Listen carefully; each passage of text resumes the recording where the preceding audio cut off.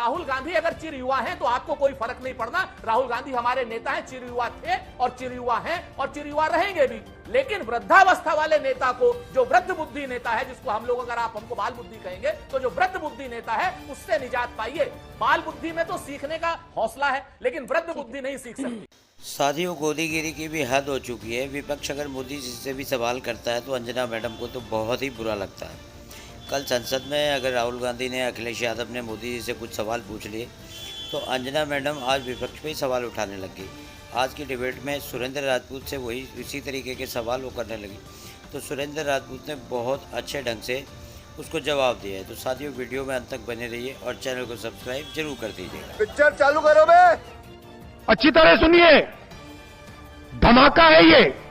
सवाल यही है सुरेंद्र जी की क्या विपक्ष की तरफ से आज पीएम ने जो आह्वान किया है कि नए सांसद आते हैं, उनको बोलने दीजिए, उनको मौका दीजिए, दल के लिए नहीं देश के लिए काम कीजिए। नीट के ही मुद्दे पर अखिलेश यादव आज पॉइंट आउट कर रहे थे जो फैक्ट्स आए, क्योंकि सुप्रीम कोर्ट में हियरिंग चल रही है तो किसी भी नेता को यह ध्यान रखना होगा बाहर क्या हो रहा है और संसद में क्या उठाया जा सकता है।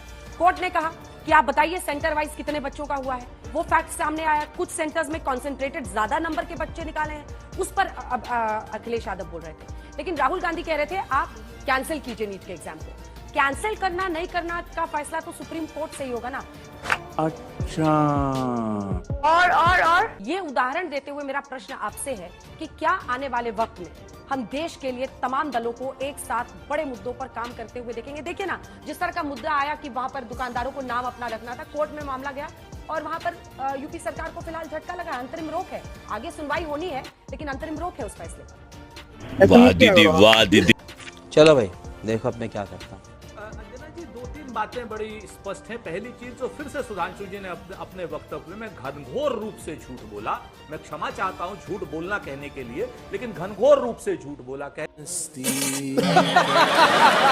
लगे साहब वो पहले का था। आज राहुल गांधी जी जब बोल रहे थे उससे पहले धर्मेंद्र प्रधान जी ने बहुत स्पष्ट उन्हीं के बीच में टोकते हुए कहा कि कोई परीक्षा लीक नहीं हुई पिछले 7 सालों में। सुधांशु जी ऑन रिकॉर्ड है, जाके आप राज्यसभा में होंगे, क्योंकि वो लोकसभा में बोल रहे थे तो इसलिए मैं मान सकता हूं कि आपने सुना नहीं होगा। तो आज उन्होंने ये बोला है, ये झूठ आज बोला है। आपको राष्ट्र से क्षमा मांगनी चाहिए कि आप उनके पक्ष में जो बोल रहे हैं, जब लगातार झूठ बोल रहे हैं। जनता को आप मूर्ख समझना बंद कर दी। रही बात मणिपुर की, तो प्रभु मणिपुर में विधानसभा कितने दिन चल रही है, कितने दिन नहीं चल रही, इस पर मैं चर्चा नहीं करना चाहता। जो आपने बात नीट की कही है, नीट को भी मैं आपको बहुत स्पष्ट कर दूं। नीट में साफ साफ रूप से आप लोग गलत बयानी कर रहे हैं। नीट में साफ साफ रूप से आप लोग सुप्रीम कोर्ट के पीछे छुप रहे हैं। ये सब क्या देखना पड़ रहा।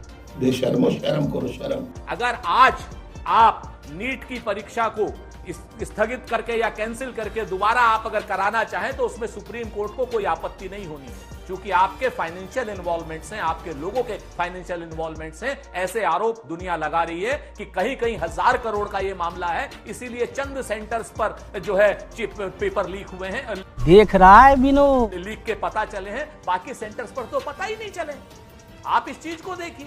तो सारी की सारी बातें धर्मेंद्र प्रधान जब कहते हैं प्रेस कॉन्फ्रेंस करके कि मैं नीट की परीक्षा की जो लीक हुआ है उसकी मैं नैतिक जिम्मेवारी लेता हूं, और आज इस वक्त मैं आज के दिन की बात कर रहा हूं, आज कहते हैं कि नहीं कोई परीक्षा पिछले 7 सालों में लीक नहीं हुई।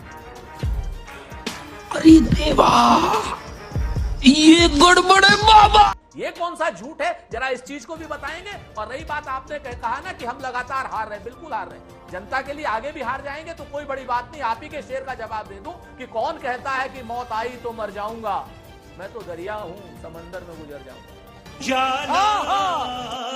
क्या बात है सर, क्या बात। तो आप हमारी चिंता मत कीजिए, आप देश की चिंता करिए, ज्यादा बेहतर हो। 29 लाख पद आपके नीचे खाली पड़े हुए हैं। आपने कहीं कोई आज तक कोई सुगबुगाहट करी हो? रेल की दुर्घटनाएं जिस दिन से आप आए हैं रोज 2 हो रही हैं, कल तो 3 हो गई। इससे पहले जिस दिन से प्रधानमंत्री जी ने शपथ ली है उस दिन से आतंकवाद कश्मीर में 10 गुने से ज्यादा बढ़ गया। 7-8 हमले तो सेना पर हो गए, अभी आखिरी में 5 हमारे जवान शहीद और एक जो है हमारा अफसर शहीद हुआ है। तुम चुल्लू भर पानी में जाके डूब के मर जाओ। थोड़ी मर्यादा रखिए। इन सारी बातों पर ध्यान देंगे। राहुल गांधी अगर चिर युवा हैं तो आपको कोई फर्क नहीं पड़ता। राहुल गांधी हमारे नेता हैं, चिर युवा थे और चिर युवा हैं और चिर युवा रहेंगे भी।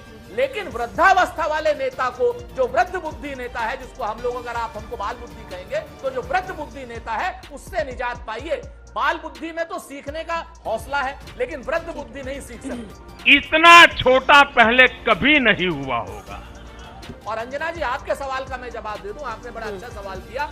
सत्ता को जो है जिम्मेवारी होती है सदन चलाने की, लोकतंत्र चलाने की, और सत्ता कभी झुक के कभी झुका करके लोकतंत्र को चलाती है, सदन को चलाती है। ऐसा प्रेसिडेंट पिछले 75 सालों में आपने भी देखा है। ये पहली सत्ता है जो सिर्फ चाहती है कि विपक्ष झुके और सत्ता अपने अहंकार में सारा काम करे। पहले हो जा रहा था, अब संख्या है तो अब ये अहंकार नहीं चलेगा आपका। मैं आपसे बहुत स्पष्ट कह दूं, इंसान मन के बात कीजिए, आप वहां पर बात करिए, विपक्ष से बात करिए। कौन नहीं चाहता सांसदों को, लेकिन आपके कल ही तो ऑल पार्टी कथनी और मीटिंग हुई करनी है। में फर्क है। सुरेंद्र जी, कल ही ऑल पार्टी मीटिंग हुई है राजनाथ सिंह की अध्यक्षता में।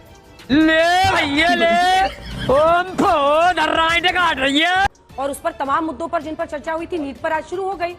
शिक्षा मंत्री ने नीट पर जवाब दिया। यही तो तरीका होगा ना, और कोई अन्य व्यवस्था तो नहीं निकाली जा सकती। क्वेश्चन आवर चला, जिसके लिए आपको बधाई है सबको। छोटी सी बात, वही बात कह रहा हूँ। आपकी क्या नाम काम चला ना, क्वेश्चन आवर चला ना, उसके बाद अगर आप क्वेश्चन आवर चला सकते हैं, सदन क्वेश्चन आवर चला सकता है, बाकी चीजों के लिए, जैसे आज बिहार को स्पेशल स्टेटस देने की बात पर जब प्रश्न आया जनता दल यूनाइटेड का, तो स्पष्ट रूप से कहा ना कि साहब बिहार को हम स्पेशल स्टेटस नहीं देंगे। ये तो हमारा नहीं, तो सदन का काम हुआ ना, विधायी काम हुआ, उसमें हम फायदा उठाएंगे या नुकसान करेंगे वो अपनी जगह पर है, लेकिन सदन में चर्चा हुई। हम आपसे ये कहते हैं, इसी तरीके से अगर नियम सम्मत तरीके से विपक्ष को सुन करके आप सत्ता पक्ष सदन चलाना चाहेगा तो सदन चलेगा, और अगर सत्ता पक्ष सदन नहीं चलाना चाहता, अपने अहंकार में रहना चाहता है, तो विपक्ष आपके सामने झुकने के लिए तैयार नहीं है। क्योंकि लोकतंत्र को हमें बचाना है, हमें कहीं ना कहीं संविधान को बचाना है। आप लोगों को संविधान को हटाना है, आप लोगों को संविधान को तोड़ना है। शाबाश बेटा, बहुत बढ़िया। खत्म, बाय बाय, टाटा, गुड बाय।